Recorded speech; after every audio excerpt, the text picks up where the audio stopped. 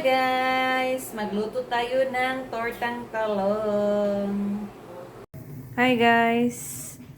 Magtorta ko og talong karon guys. Unya. Ako na siyang gisugba diri guys sa among lutuan. Wala na ko naghaling guys kay kapoy maghaling. May mini kay dali ra igura nimo ni bali-bali ha diri. Ana ra ko magtorta guys. Pero mas lami gid ba siya guys kanang uling ang pagsugba. Tapos na ko itong isa guys, kanina po. Ayan siya guys, tapos na ko nagsugba sa talong. 5 ra ni kabuok guys, kay dagko man ni siya. Pwede ra isa ra ang amuang sudanon kada isa sa amua. Wala na extra. Ana extra isa kay 4 ra man ni. So ako ning pabugnawon guys, unya panitan nako og magluto na dayon. Tara guys, gipanitan na ni Daddy ang talong. Nagkwanta na kauguan. Kanang sudlanan para pagpunit anak dili kalat. Kaya ako pag sulod na ba kung magsigarilyo nga ang sa ba? Wala mo kanang inang ganing puros ng nigarilyo tao. Talong mo. Pagod ang baho di manggod sigarilyo mo na kay manigarilyo hay siguro ka. Sigarilyo imong nasimhot. Klaro anang pagod ang baho. Sigarilyo ba gilitat ba manigarilyo tayo? Mo gani, kalayo ra sa sigarilyo ang baho. Nara guys, na-flat na nalapad na nako ang ni Daddy ang talong niya. Ako na siyang timplahan og asin, magic syrup. Ay. Ug kani guys, paminta nga powder. Di na ako mag-video guys kay lisod kayo isa ra ka kamot.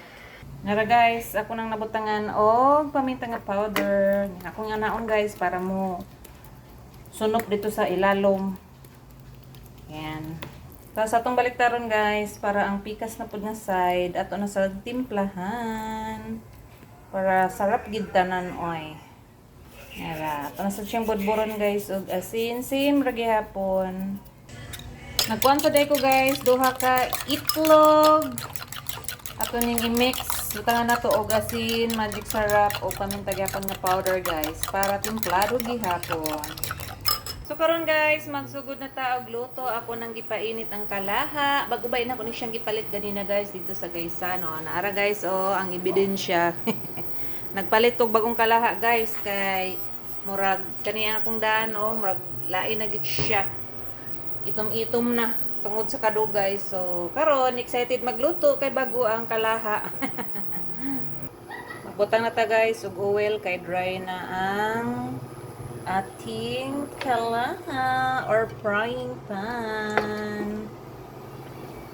Para ang ating talong guys na natimplahan na o gibutang nato siya sa itlog. Tama, sa itlog. Duha ka buok atong ibutang guys kay duha man ang maigo sa ating maliit na kalaha. Magluto na ta guys kay init na tong oil. Ayan. See, pwede pa ganyan day tulo. Kay lapad man siya nga kalaha. Ato na siyang balihon guys. Uy, luto na yung pikas na side. Oy.